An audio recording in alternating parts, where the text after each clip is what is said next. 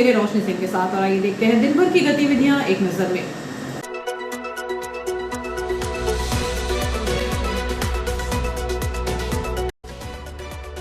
इस हेडलाइन के प्रायोजक है नर्मदांचल का स्वर्ण धाम गोठी ज्वेलर्स सराफा बाजार इटारसी।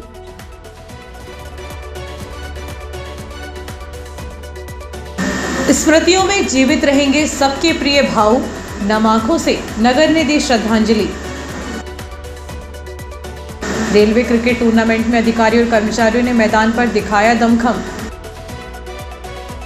वार्ड 22 में समस्याओं के समाधान के लिए लगा शिविर, नगरपालिका अध्यक्ष ने दिखाई सख्ती।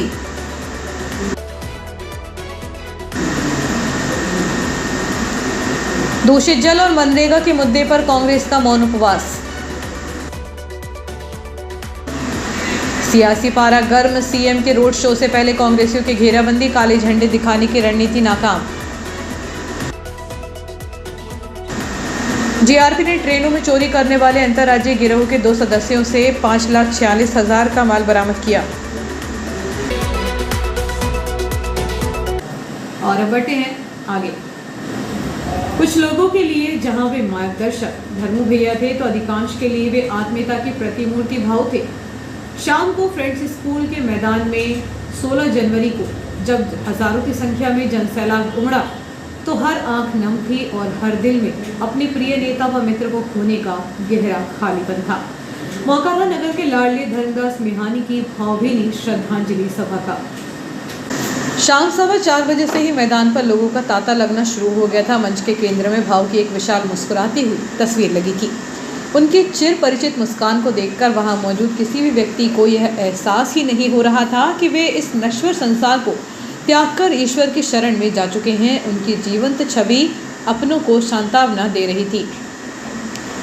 भगवान दास सबनानी विधायक भोपाल ने पुरानी यादों को ताज़ा करते हुए कहा कि भाऊ धर्मदास मेहानी एक देव पुरुष थे। भोपाल प्रवास के दौरान उनका सबसे अपनत्व भरा व्यवहार और समाज के प्रति उनकी चिंता अद्वितीय थी। हमें उनके जैसा बनने का प्रयास करना चाहिए।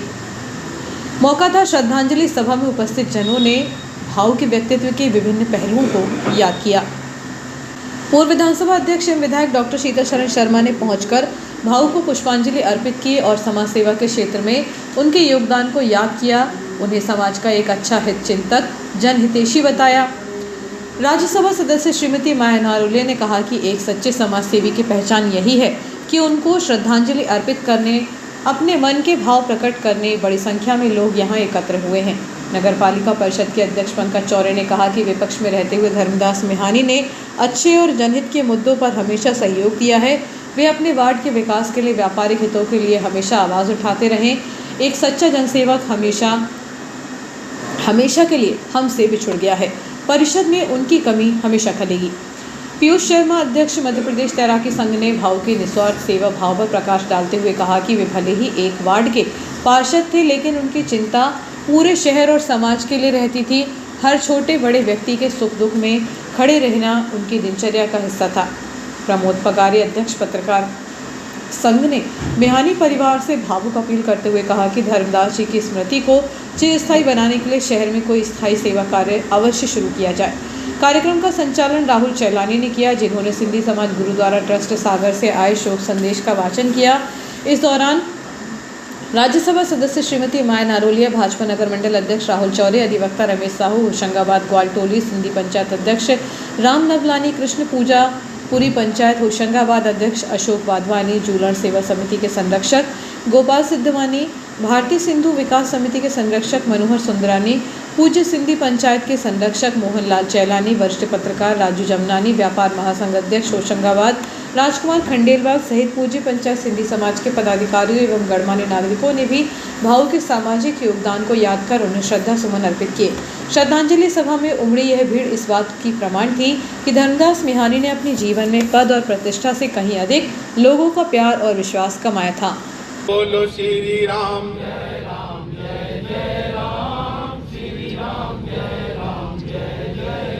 बोलो श्री राम, जय राम, जय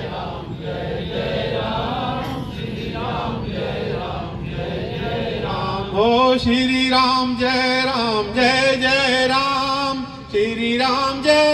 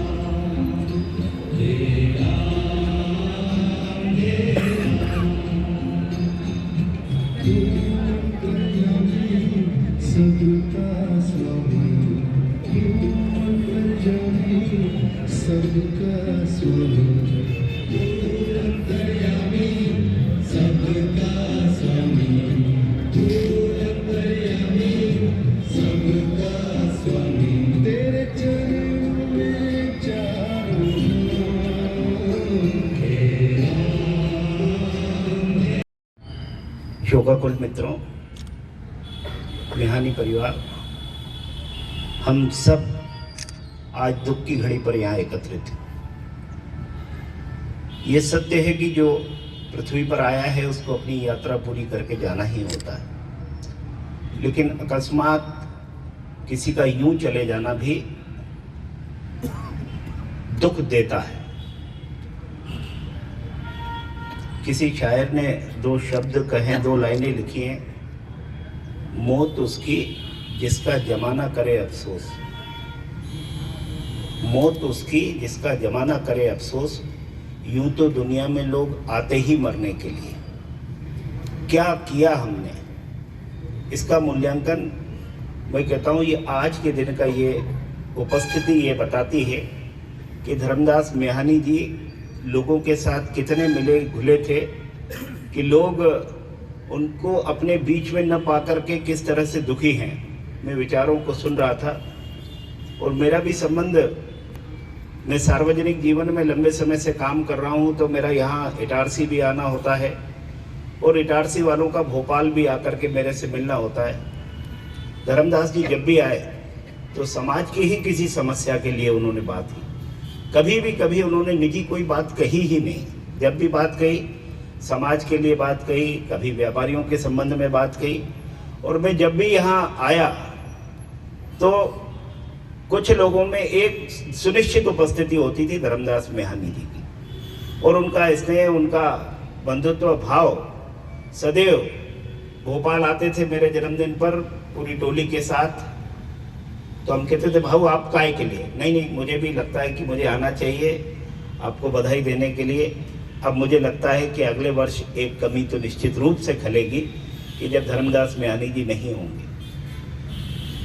उन्होंने जो काम, धर्मदास मेहानी, इनको के सारे लोग, और मैं समझता हूँ होशंगाबाद क्या, इटारसी क्या, सारे सिंधी समाज के लोग उनको भाऊ के नाम से जानते थे और भाऊ के नाम से उनको सम्मान भी देते थे। भाऊ चूँकि होशंगाबाद सिंधी समाज के अध्यक्ष और मैं भी होशंगाबाद सेंट्रल पंचायत सिंधी समाज के अध्यक्ष होने के नाते हमारी एक दो दिन में चर्चाएं होती रहती थी। मैंने देखा उनको समाज में कुछ ऐसे निर्णय, कठिन निर्णय जो उन्होंने लिए और समाज में बहुत परिवर्तन किए उन्होंने। और कभी कभी मुझे भी थोड़ा इस तरह की टिप्स दे दिया करते थे कि भाई हम अपने इटारसी समाज में ये परिवर्तन कर रहे हैं, आपके यहाँ भी चाहो तो इस तरह के। तो ऐसे बहुत सारी हमारी 2-3 दिन में उनसे चर्चा होती रहती थी, मगर उनके जैसा एक निर्णय लेने की क्षमता शायद उन्हीं में थी। मैं अपने श्रद्धा सुमन अर्पित करता हूँ। और उनका एक पार्षद का जो एक कार्यकाल रहा है, ऐसे निर्भीक और से सशक्त नगर पालिका में अपनी बात रखने वाले आदरणीय धर्मदास मेहानी भाऊ को मैं अपनी श्रद्धा सुमन अर्पित करता हूं और परमपिता परमेश्वर से निवेदन करता हूं कि उनको अपने चरणों में स्थान दें और मेहानी परिवार को यह दुख सहने की शक्ति प्रदान करें। ओम शांति। यहाँ पर उपस्थित सभी सभासदों, आप सभी को जानकारी है कि शमशान घाट की व्यवस्था एक छोटे से सेवक के रूप में मैं देखता हूं। मृत्यु के 15 दिन पहले उन्होंने मुझे फोन किया कि कोई गुप्त दान देना चाहता है कुर्सियां, और वो उन्होंने भिजवा दी। स्वर्गीय किशनचंद मेहानी से लेके मेहानी परिवार के आखिरी व्यक्ति तक मैं सभी से परिचित हूं। इटारसी की विभिन्न शोक सभाओं में जाता हूं। आज जो ये सभी सभासद यहाँ बैठे हुए हैं, ये इस बात का प्रमाण है कि धर्मू भाई ने कुछ ना कुछ समाज के लिए किया है। मेरा एक ही निवेदन मेहानी परिवार से है, जितना लाड़ प्यार स्नेह आशीर्वाद इस शहर ने आपको दिया है, स्वर्गीय धर्मू मेरे समकालीन थे। मेरा पूरे मेहानी परिवार से निवेदन है उनकी स्मृति में इटारसी के सार्वजनिक क्षेत्र में कुछ न कुछ ऐसा स्थायी कार्य किया जाए जो हमेशा उनकी स्मृति को ताजा रखे। अंत में मैं केवल इतना कहना चाहता हूँ, क्रूर काल ने निगल लिया है एक सुनहरे मोती को, शायद वहां भी अंधकार था जो छीन के ले गया ज्योति को, जो छीन के ले गया ज्योति को। ओम शांति। मेहानी परिवार से मेरा बहुत ही पारिवारिक रिश्ता है। जैसे ही उस दिन ये खबर मुझे व्हाट्सएप पे मिली, मैं स्तब्ध रह गया और मेरी हिम्मत नहीं हो रही थी कि मैं अनिल भाई को फ़ोन लगा सकूं। लेकिन फिर भी मैंने काफ़ी समय बीतने के बाद उनको फ़ोन लगाया और एक ही बात मेरे दिमाग में आई कि भाऊ का जाना इटारसी शहर के लिए, सिंधी समाज के लिए और मेरे लिए भी बहुत व्यक्तिगत क्षति हुई है। मेरे को बहुत स्नेह देते थे, कई मुद्दों पर चर्चा होती थी। मैं भी सामाजिक उससे जुड़ा हुआ हूँ, सिंधी समाज का वरिष्ठ उपाध्यक्ष हूँ, इस नाते मुझसे कई बार उनकी बातें होती थी, फ़ोन पे भी बात होती थी और उनके बारे में जितना कहा जाए वो कम है। मैं उन्हें अपने श्रद्धा सुमन अर्पित करते हुए सादर प्रणाम करता हूँ। ओम शांति। साक्षी हुई इस बात का कि सबसे पहले अपने छोटे भाई समझो मेहानी को बुला के बोला कि 1,21,000 रुपये मेरी तरफ से ले आना, बस किसी से चर्चा मत करना, ये हॉस्पिटल में लगा देना। इस प्रकार के कई दान, कई पुण्य चाचा ने कहा कि ये बयां हो रहा है कि उनने समाज के लिए कुछ किया है। मैं बस विलंब न करते हुए पूर्व सिंधी पंचायत के कार्यकारी अध्यक्ष कैलाश नवलानी से कहूँगा, संक्षिप्त में 2 शब्द रखेंगे। साक्षी हुई इस बात का कि सबसे पहले अपने छोटे भाई समझो मेहानी को बुला के बोला कि 1,21,000 रुपये मेरी तरफ से ले आना, बस किसी से चर्चा मत करना, ये हॉस्पिटल में लगा देना। इस प्रकार के कई दान, कई पुण्य चाचा ने कहा कि ये बयां हो रहा है कि उनने समाज के लिए कुछ किया है। मैं बस विलंब न करते हुए पूर्व सिंधी पंचायत के कार्यकारी अध्यक्ष कैलाश नवलानी से कहूँगा, संक्षिप्त में 2 शब्द रखेंगे। का पापा होता है, किसी का काका होता है। मैंने अपने जीवन काल में 5 साल के बच्चे को भी भाऊ को भाऊ कहते हुए देखा और 70 साल के व्यक्ति को भी भाऊ से भाऊ ही कहते हुए देखा। इसका अर्थ यह है कि सहजता, सरलता कितनी थी उनमें। दुख का विषय है, शब्द तो कम निश्चित रूप से पढ़ेंगे क्योंकि काफ़ी लंबे समय से ऐसे कार्य किए हैं जिनका गुणगान करना यहाँ सूरज को दिया दिखाने के समान होगा। आज से कुछ वर्ष पूर्व मैंने भाऊ को जन्म दिवस पर एक छोटा सा मैसेज भेजा था, उसी का मैं वाचन कर रहा हूं कि यूं ही नहीं कोई धर्मदास मेहानी बनता है। संयम व समय का सदुपयोग करना पड़ता है, परोपकार का दृढ़ संकल्प लेना पड़ता है, समाज सेवा सर्वोपरि का व्रत लेना पड़ता है, जिद और जुनून का आमचन करना पड़ता है, परिवार व सुखों का त्याग करना पड़ता है, बेवजह की बुराइयों का ठेका लेना पड़ता है, रोज पसीने से नहाना पड़ता है, रात और दिन का चक्र छोड़ना पड़ता है, तब जाकर तब कर एक धर्मदास मेहानी बनता है। मैं बहुत समय से उनके साथ रहा, पल पल साथ रहा, विश्वास भी नहीं होता कि क्या घटना हो गई है। मैं ईश्वर से प्रार्थना करूंगा कि भाऊ को अपने चरणों में स्थान दे और पूरे मेहानी परिवार को दुख सहन करने की शक्ति दे। ओम शांति। अध्यक्ष महान समाज सेवी वार्ड नंबर 30 के पार्षद भाऊ धर्मदास जी मेहानी ब्रह्मलीन हो गए हैं। वो सबके सुख दुख के साथी थे, सबके सुख दुख में सर्वप्रथम आते थे। कभी कभी तो पड़ोसी भी नहीं पहुंच पाते थे और भाऊ पहुंच जाते थे।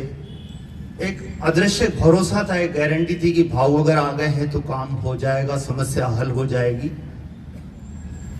कितनी शारीरिक पीड़ा रही, तकलीफ रही, घुटनों में दर्द रहता था, मगर सबकी सेवा में सदैव पहुंच जाते थे।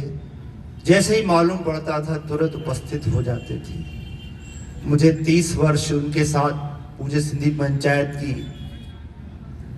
विभिन्न पदों पर रहते हुए सेवा करने, साथ में सेवा कर समाज के अध्यक्ष भाऊ जी, जब भी हमें कोई आयोजन करना होता था तो सदैव हमें यही कहते थे कि आप तो करो, कहीं क्या आवश्यकता है, मैं बैठा हूं। किसी प्रकार की चिंता नहीं करना, किसी प्रकार का जितना भी बड़ा कार्यक्रम कर सकते हो करो, चाहे चालिया महोत्सव हो, चाहे चेती चांद का कार्यक्रम हो, बड़े से बड़ा जितना कर सकते हो उतना करो। मैं सब जगह आपके साथ हूं। और 40 दिन तक वो मंदिर में आकर कोई आए नहीं आए समाज के पदाधिकारी, वो जरूर आके बैठ जाते थे कि किसी प्रकार की कोई तुम्हें परेशानी ना हो, दिक्कत ना हो। ऐसा कोई दिन नहीं जाता था 40 दिन में जिस दिन वो ना आए। वो आके इस कार्यक्रम में अपनी उपस्थिति लगा के हमें हौसला देते थे कि जब भी किसी प्रकार की तुम्हें दिक्कत हो, कभी भी रात को हम 2 बजे भी फोन करते थे तो कहते थे हो जाएगा।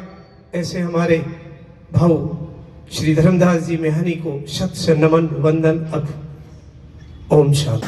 दिसंबर और जनवरी के महीनों में आसमान से बरसने वाली बूंदें, जिन्हें मावठा कहा जाता है, कभी रबी की फसलों के लिए अमृत मानी जाती थी, लेकिन आधुनिक दौर में नर्मदांचल के सिंचित क्षेत्रों में इसकी प्रासंगिकता बदल गई है। किसानों का मानना है कि जहां सिंचाई के पर्याप्त साधन है वहां मावठा न गिरना अब चिंता का विषय नहीं रहा, बल्कि वर्तमान का ओस भरा मौसम भी गेहूं और चने के लिए संजीवनी साबित हो रहा है। रेलवे पुलिस इटारसी को ट्रेनों में ग्राम जुधारपुर के प्रगतिशील किसान विजय चौधरी बाबू कहते हैं कि खेती अब पूरी तरह आधुनिक संसाधनों पर टिकी है। पहले जल नलकूप और नहरों का विस्तार नहीं था, तब मावठा ही एकमात्र सहारा था। बिजली और पानी की पर्याप्त उपलब्धता ने इस निर्भरता को कम कर दिया है। हालांकि केसला जैसे पथरीले और पहाड़ी क्षेत्रों में जहां पानी की कमी है, वहां आज भी मावठा किसी वरदान से कम नहीं है। इन दिनों नर्मदांचल में रात को पड़ने वाली ओस और सुबह की हल्की धूप फसलों के लिए बेहतरीन माहौल तैयार कर रही है। ग्राम रोहना के रूप सिंह राजपूत कहते हैं कि वर्तमान मौसम फसलों के लिए बेहद मुफीद है। रात में हल्का कोहरा और ओस की बूंदें पौधों को प्राकृतिक नमी दे रही हैं। ऐसे में यदि मावठा नहीं भी गिरता है तो फसल को कोई नुकसान नहीं होगा। ग्राम जमानी के उन्नत किसान हेमंत दुबे कहते हैं कि जिन किसानों ने दीपावली की बारिश के बाद समय पर बोनी कर ली थी, उनके लिए यह मौसम शानदार है। हालांकि बारिश की अनिश्चितता के डर से इस बार चने का रकबा कम हुआ है, जिससे दलहन के उत्पादन में कमी आ सकती है। कृषि जानकारों और अनुभवी किसानों का तर्क है कि अब मावठा अमृत तुल्य तभी है जब वह सही समय पर गिरे। यदि अब मावठा गिरता है या बादल छाए रहते हैं तो गेहूं की चमक फीकी पड़ सकती है और दानों की गुणवत्ता प्रभावित हो सकती है। पिछेती बोनी करने वाले किसानों को उत्पादन में थोड़ी कमी का सामना करना पड़ सकता है, लेकिन समय पर बोई गई फसलें वर्तमान ठंड और ओस के कारण मजबूत स्थिति में है। नर्मदांचल के मैदानी और सिंचित इलाकों में भले ही मावठे का इंतजार खत्म हो गया हो, लेकिन केसला जैसे असिंचित और ऊंचे क्षेत्रों में किसान अब भी आसमान की ओर देख रहे हैं। वहां की पथरीली ज़मीन और सीमित जल स्रोतों के लिए मावठा भी उत्पादकता बढ़ाने का सबसे बड़ा कारक बना हुआ है। रेलवे पुलिस इटारसी को ट्रेनों में चोरी करने वाले एक शातिर गिरोह को पकड़ने में बड़ी सफलता मिली है। पुलिस ने 2 आरोपियों को गिरफ्तार कर उनके पास से 5,46,500 रुपये कीमत के सोने के जेवर और मोबाइल बरामद किए हैं। यह गिरोह मुख्य रूप से रात के समय 2 से 4 बजे के बीच सक्रिय होता था, जब यात्री गहरी नींद में होते हैं। आरोपी उनके बैग और कीमती सामान चोरी कर अगले स्टेशन पर उतर जाते थे। पकड़े गए आरोपियों के खिलाफ पहले भी कई राज्यों में आपराधिक मामले दर्ज हैं। यह कार्रवाई अगस्त 2025 में हुई एक चोरी की शिकायत के आधार पर की गई है। फरियादिया अनुराधा कौशिक, जो ओवरनाइट एक्सप्रेस के एसी कोच में यात्रा कर रही थी, उनका पर्स चोरी हो गया था, जिसमें करीब 8,22,000 रुपये का सामान था। जीआरपी की विशेष टीम ने तकनीकी सहायता और मुखबिर की सूचना पर 15 जनवरी 2026 को इटारसी स्टेशन के प्लेटफॉर्म नंबर 1 से 2 संदिग्धों को घेराबंदी कर पकड़ा। गिरफ्तार आरोपियों में सरवन यादव 42 वर्ष निवासी बलरामपुर उत्तर प्रदेश और कमल शर्मा 33 वर्ष निवासी गौतम बुद्ध नगर उत्तर प्रदेश हैं। पुलिस ने आरोपियों के पास से सोने की चेन, साईं बाबा लॉकेट सहित अंगूठी, इयररिंग्स और झाला सोने की माला और एक सैमसंग मोबाइल फ़ोन बरामद किया है। आरोपियों को न्यायालय में पेश कर पुलिस रिमांड पर लिया गया है, जिससे अन्य चोरियों के खुलासे होने की उम्मीद है। पुलिस अधीक्षक राहुल ने इस सफलता पर पूरी टीम को पुरस्कृत करने की घोषणा की है। रुक रहे हैं छोटे से ब्रेक के लिए।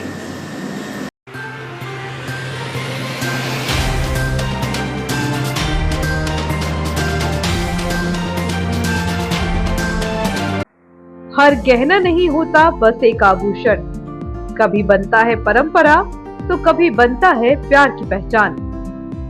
गोठी ज्वेलर्स, नर्मदांचल का स्वर्ण धाम इटारसी, जहां हर डिजाइन में झलकती है शुद्धता, विश्वास और कारीगरी। शादी हो या हो त्योहार या कोई खास पल, यहाँ हर गहना कहता है तुम सबसे खास हो। गोटी ज्वेलर्स, जहां सोने से ज्यादा दमकता है आपका विश्वास। नर्मदांचल का गर्व, इटारसी की पहचान। गोटी ज्वेलर्स, इटारसी। हर गहना एक कहानी, शुद्धता में विश्वास, कारीगरी में कमाल, जहां हर डिजाइन कहे तुम सबसे खास हो। तो एक बार जरूर विजिट करें नर्मदांचल का स्वर्ण धाम गोटी jewellers, Itarsi. Dayal multi speciality hospital, शहर का सबसे अत्याधुनिक सुविधाओं वाला hospital. Dayal multi speciality hospital railway कर्मचारियों की सेवा में अब 24 घंटे तत्पर। रेलवे कर्मचारियों के लिए अब 24 घंटे 7 दिन स्वास्थ्य सुविधाएं उपलब्ध। यहाँ सभी प्रकार की बीमारियों का संपूर्ण इलाज किया जाता है। इमरजेंसी की स्थिति में तुरंत दयाल हॉस्पिटल से संपर्क करें। विश्व स्तरीय उपलब्ध सुविधाएं, जिनमें शामिल है क्रिटिकल केयर यूनिट, ICU 24 घंटे, अनुभवी डॉक्टर उपलब्ध, ट्रॉमा यूनिट, एक्सीडेंट मरीजों की 24 घंटे उपचार की सुविधा, बर्न यूनिट, जलने वाली मरीजों को रखने की उच्चतम व्यवस्था, डायलिसिस, किडनी संबंधित बीमारियों का इलाज की सुविधा, जनरल लेप्रोस्कोपी सर्जरी, दूरबीन द्वारा ऑपरेशन, प्रसूति, स्त्री रोग विभाग, सामान्यतः प्रसव, सिजेरियन ऑपरेशन एवं स्त्री रोग संबंधित बीमारी का इलाज, यूरोलॉजी विभाग, पेशाब संबंधी बीमारियों का इलाज, सिटी स्कैन की सुविधा, मधुमेह, सर्पदंश, poisoning care, pathology lab, ambulance, medical store 24 घंटे, कैंटीन एवं डॉर्मेट्री सुविधा, इंश्योरेंस एवं सरकारी योजनाओं का लाभ, अन्य सुविधाएं उपलब्ध। महानगरों जैसे इलाज की सुविधा अब Dayal multi speciality hospital, Itarsi में उपलब्ध। Dayal multi speciality hospital near BSNL office, Itarsi.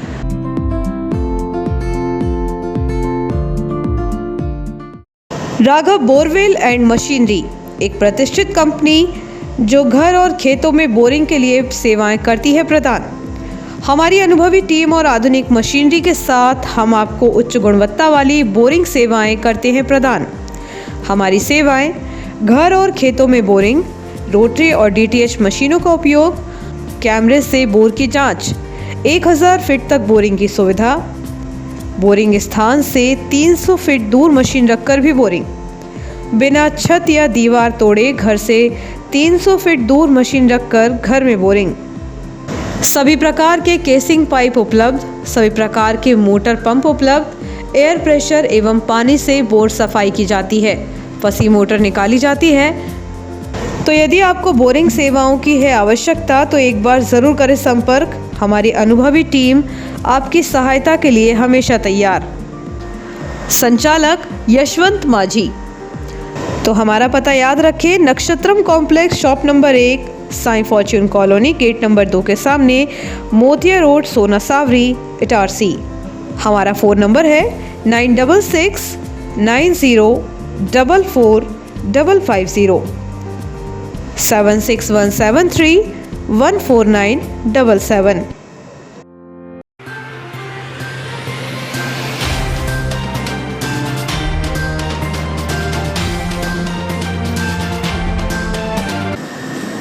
Break के बाद एक बार फिर बढ़ते हैं आगे।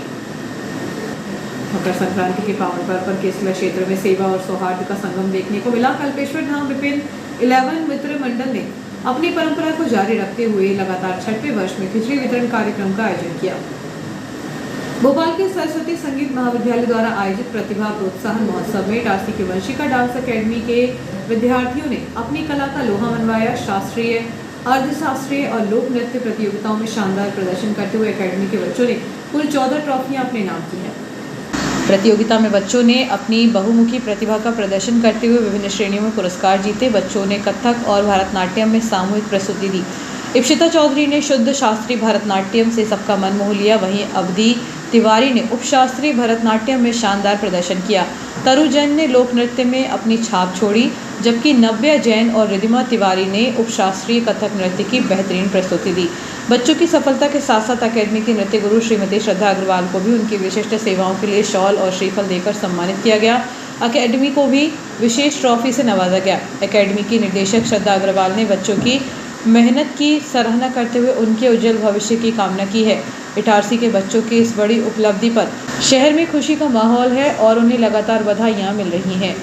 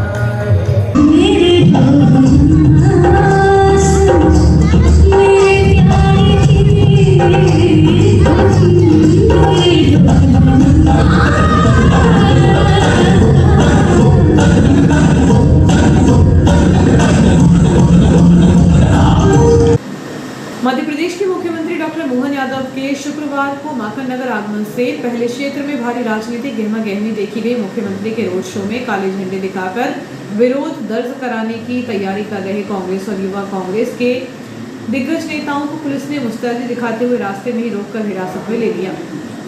प्रशासन को पहले ही खुफिया इनपुट मिल चुका था कि कांग्रेसी कार्यकर्ता मुख्यमंत्री के काफिले को काले झंडे दिखाकर सरकार की नीतियों के खिलाफ प्रदर्शन कर सकते हैं। इसे देखते हुए पुलिस बल पूरी तरह अलर्ट मोड पर था।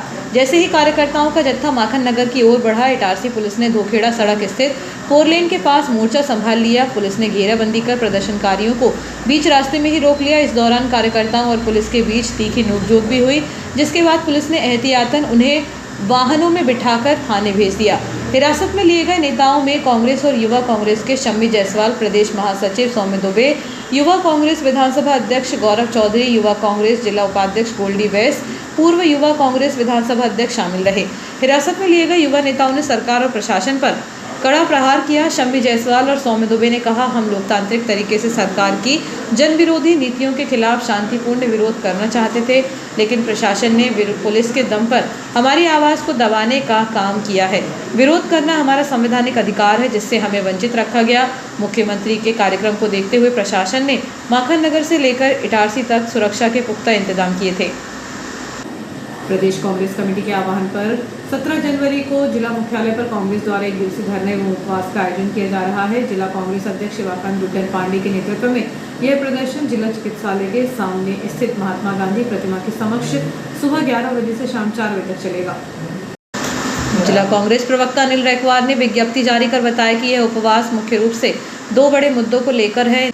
इंदौर के भागीरथपुरा में दूषित जल पीने से हुई मौतों और गिरते जल गुणवत्ता आंकड़ों पर सरकार को घेरना और महात्मा गांधी रोजगार गारंटी योजना मनरेगा के कानूनी अधिकारों को कथित रूप से समाप्त करने के प्रयासों का विरोध करना। इस प्रदर्शन में नगर कांग्रेस ग्रामीण ब्लॉक कमेटी सहित जिले के सभी प्रमुख पदाधिकारी और कार्यकर्ता शामिल होंगे। कांग्रेस ने इस उपवास के जरिए सरकार की नीतियों के खिलाफ अपनी नाराजगी दर्ज कराने की रणनीति तैयार की है।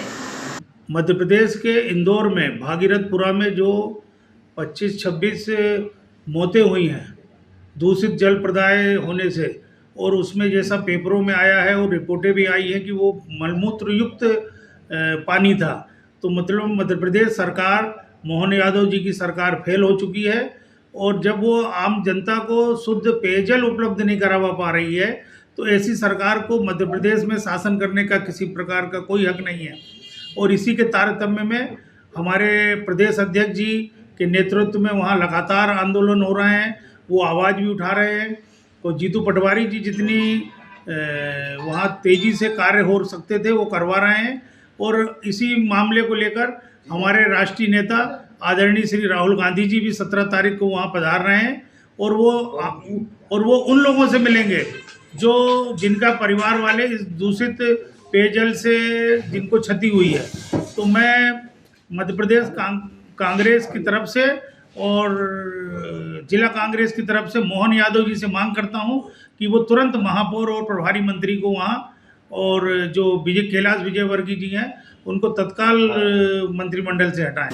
नगर पालिका के विशेष अभियान जहां नागरिक, वहीं नगर पालिका के तहत शुक्रवार को वार्ड 22 में जनसंवाद शिविर नगर पालिका अध्यक्ष पंकज चौरे ने न केवल वार्डवासियों की समस्याएं सुनी, बल्कि कई गंभीर शिकायतों पर अधिकारियों को मौके पर ही त्वरित निराकरण के सख्त निर्देश दिए। पगारी की चाल और हाजी मंजिल के पास रोड पर पाइपलाइन लीकेज व दूषित पानी की समस्या को देखते हुए तत्काल तकनीकी सुधार और मरम्मत के आदेश दिए गए। साफ सफाई व नाली निर्माण, शंकर मंदिर क्षेत्र में नाली व झाड़ियों की सफाई और ऋषभ दुबे के प्लॉट के पास 130 मीटर लंबी आरसीसी नाली निर्माण के प्रस्ताव पर कार्यवाही शुरू करने के निर्देश दिए गए। मेहानी सेल्स डिपो के पीछे सीमांकन के मामलों को शीघ्र पूर्ण करने हेतु राजस्व अमले को निर्देशित किया गया है। नगरपालिका अध्यक्ष पंकज चौरे ने कहा कि परिषद का लक्ष्य जनता के द्वार पर ही उनकी समस्याओं को हल करना है। शिविर में वार्ड पार्षद श्रीमती गीता देवेंद्र पटेल, विधायक प्रतिनिधि देवेंद्र पटेल और सहायक यंत्री मीनाक्षी चौधरी सहित पूरा प्रशासनिक अमला मौजूद रहा। अध्यक्ष की सक्रिय कार्यशैली से वार्डवासियों ने राहत की सांस ली और नगरपालिका की कार्यप्रणाली पर भरोसा जताया। West Central Railway Employees Union के तत्वावधान में SC/ST एसोसिएशन के सहयोग से शुक्रवार को अंतरविभागीय क्रिकेट टूर्नामेंट का भव्य शुभारंभ हुआ। इस यूनिट में रेलवे की कुल 8 टीमें हिस्सा ले रही हैं। प्रतियोगिता का उद्घाटन एक रोमांचक फ्रेंडली मैच के साथ हुआ, जिसमें इटारसी के वरिष्ठ अधिकारी, सुपरवाइजर और कर्मचारियों ने एक साथ मिलकर खेल भावना का परिचय दिया। डीजल टीम की कमान आशीष झारिया ने संभाली। विद्युत शेड टीम का नेतृत्व मुफीद खान ने किया। बेहद कड़े मुकाबले में अधिकारियों ने बल्लेबाजी और गेंदबाजी में शानदार प्रदर्शन किया, जिसमें अंततः विद्युत शेड की टीम विजयी रही। मुख्य अतिथि वरिष्ठ मंडल इलेक्ट्रिकल इंजीनियर MD कोरी ने टॉस कराकर मैच की शुरुआत की और खुद मैदान पर उतरकर खिलाड़ियों का उत्साहवर्धन किया। इस अवसर पर पश्चिम मध्य रेलवे एम्प्लॉयज यूनियन के मंडल अध्यक्ष RK यादव, मंडल सचिव मनोज रैकवार, उपाध्यक्ष सुनील कुमार और SC/ST एसोसिएशन के मंडल अध्यक्ष हितेश डोंगरे सहित कई पदाधिकारी मौजूद रहे। संचालन डीजल शाखा सचिव नीतेश देवड़े ने किया। टूर्नामेंट को सफल बनाने में आयोजन समिति के नरेश पाठक, अनुभव पाल, ललित रघुवंशी और कादिर खान सहित पूरी टीम सक्रिय रही।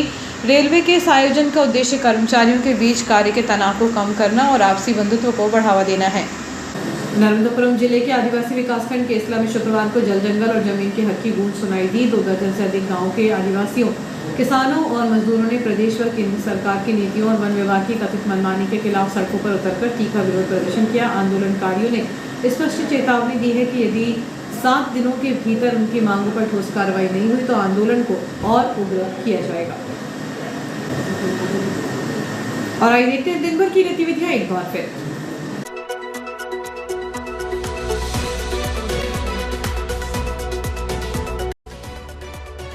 इस हेडलाइन के प्रायोजक है नर्मदांचल का स्वर्ण धाम गोठी ज्वेलर्स, सराफा बाजार, इटारसी।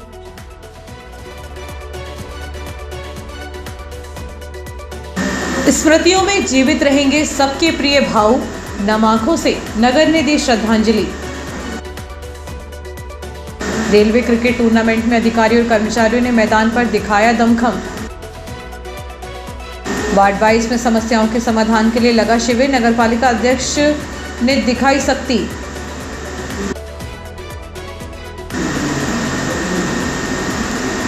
दूषित जल और मनरेगा के मुद्दे पर कांग्रेस का मौन उपवास।